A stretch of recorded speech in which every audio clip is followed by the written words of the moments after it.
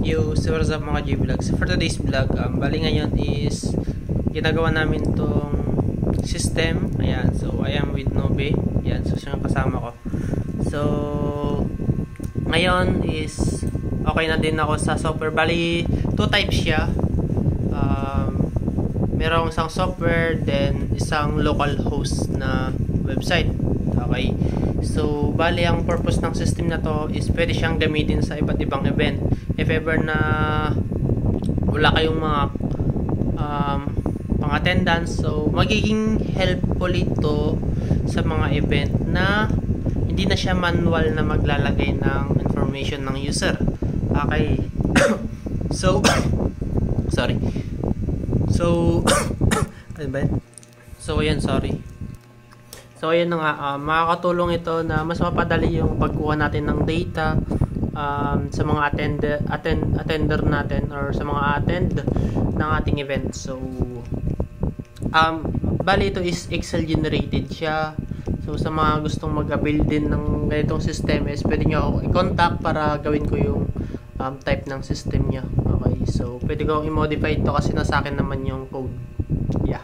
Then, right now, papakita ko sa inyo kung paano ito gumagana sa ngayon. Okay, so kasi pwede pang mabago yan.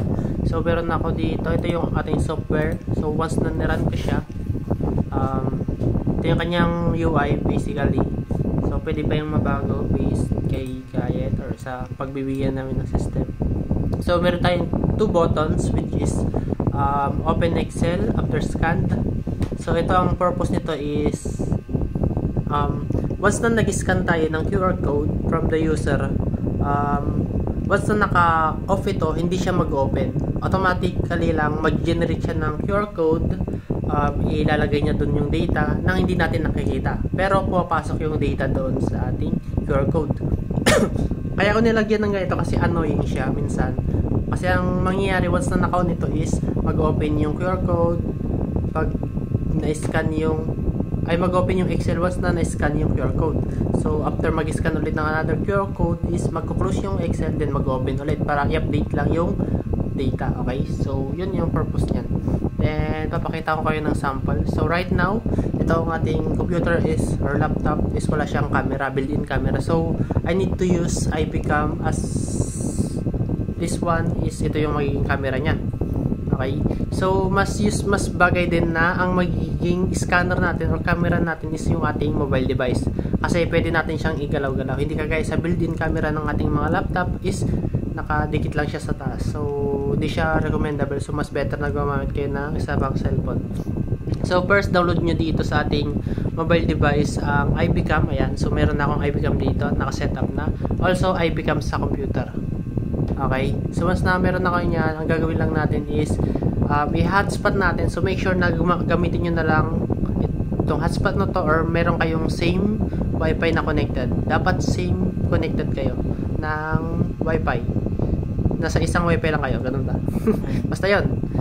Hopefully na yung tindahan nyo. Then, this one, connected sila sa same wifi. So, pwede ko na-click yung scan QR. So, meron din pala akong sample dito na QR code na i-scan. So, open natin yung QR code. So, itong QR code 2, ayan. So, ganyan QR code yung papakita ng user.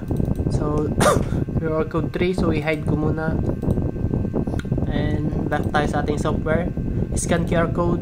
So, dito meron na siyang pop-up message na press Q on your keyboard to close the QR scanner. So, para ma-close nyo yung QR scanner kasi hindi gumagana yung close. Then, click OK. Mag-open yan. Then, punta kayo sa inyong device. Click nyo lang yung IP cam. Then, dapat same wifi yan. So, as you can see, nagiging QR may ads. Ayan, so as you can see, ito na yung ating scanner. So, naging scanner na yung ating cellphone. So, ang gagawin lang natin ay i-click mo nga po yung yung scanner. Ayan. So, ito yung nasa gilid yung QR code. Ayan. So, pag pinislide ko kasi itong camera ko is ma-scan niya yan agad. So, ganito yung mangyayari. So, as you can see, yung is naka-off. So, naka-off siya. So, hindi magpapakita yung Excel. Pero papasok yung data. So, check na lang natin. So, scan ko siya. Then, may magpa-pop up na ganito. So, ito yung data ng ating QR code. So, meron tayong choices kung i-accept natin or i-save natin or hindi. So, cancel lang pag hindi. Pag i-save natin, click natin yung okay. Pero bago natin i-okay, check muna natin yung folder. So, yung isa. This one. So, as you can see, walang Excel dito. So, once na click yung save, mag-generate yan ng Excel na nakapasok yung data. So, ganun siya. Balik tayo sa system. Sana yung notification niya? Wala.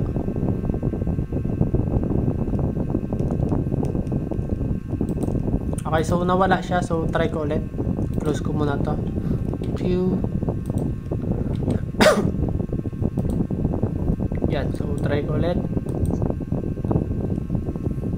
Okay. So, scan natin siya. Yan. Show mo yan. Then, scan ko siya. Then, click mo yung okay. So, isa-save natin siya. Click okay. Yan, save. Then, punta tayo sa ating folder. Doon sa ating, ayan. So, ito, meron na siyang generated attendance automated. So, click natin yan. Then, mag-open yung Excel. Ayan. So, ito na yung data. So, ito na yung data, diba? Pumasok na siya. Then, mangyayari naman, i-close lang natin to. So, try naman nating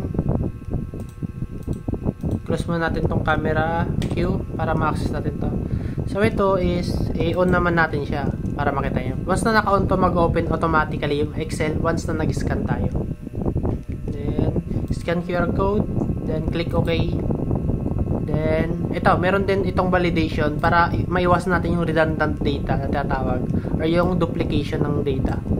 So, once na in-scan natin ulit yung same QR code, ayan, in-scan ko siya. Name, ayan, dyan. Then, click OK. As you can see, data with the same name already exists on Excel. So, yan. So, meron tayong restriction na bawal ang same data doon sa ating Excel. Yan. Okay. Then, next, mag-scan tayo ng bagong QR code. So, ito, i-hide. Mag-open tayo sa ito, QR code. Ano ba yung naka-open? QR code 4. So, mag-open tayo ng QR code 3. Ayan. So, ibang QR code naman to. Then, scan natin siya. So, once na in-scan natin ito, yan. So, lumabas na ulit. So, James naman ito. So, James Lebron. Click natin yung okay. So, nag-save na siya. Then, mag-open yung Excel. Okay. So, ito na yung data. Second data siya. So, pagdating naman sa mga walang cellphone na mag-generate ng QR code, so pwede sila manually. So, pag manually naman, i-click lang natin yung enable editing.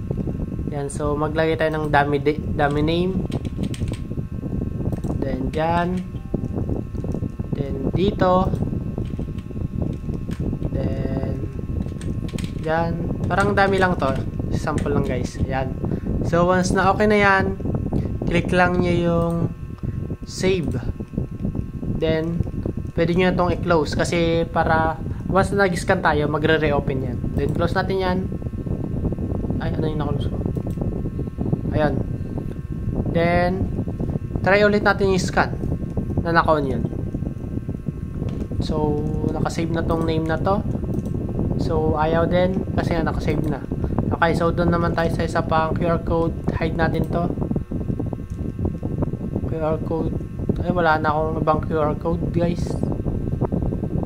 So, mag-generate lang muna ako ng ibang QR code. Yan, wait lang. Ito, may QR code generator ako dito na ginawa. Palitan natin yung name ng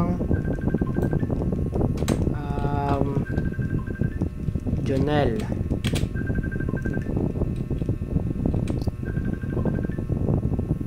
Then, QR code 5. Ilan ko lang siya.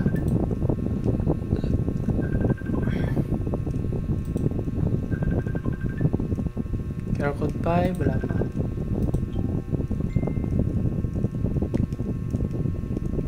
Yan. So, buksan natin yung QR code na yon, yung QR code 5. Para makita nyo lang guys. Sample natin. So sa yung software natin, nag-close na siya. So i-run ulit natin siya. Ito. Ayun ito. Yan, so i-on na ulit natin to. So scan QR code, click OK. Then sa yung QR code 5 natin. I-scan natin siya. Yan, then save data.